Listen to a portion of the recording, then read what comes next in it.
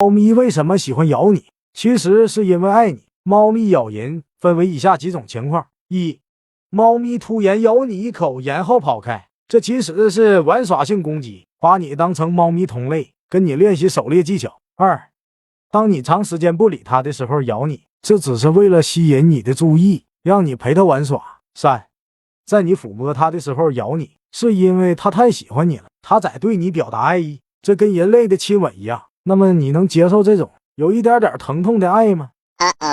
猫咪养不熟的3种表现：一、不喜欢靠近主人，如果猫咪一见到你就躲着你，想要去摸它的时候总是逃跑，还会咬你，说明猫咪不是很信任你。二、喜欢搞破坏，有报复心，如果你的猫经常在家搞破坏，即使你教育多次，依然会犯错误，说明猫咪纯粹是想气你。三、只有在吃饭时才找你，如果你家猫只有饿的时候才来找你，说明猫咪只把你当喂饭工具人。你家猫咪有这些表现吗？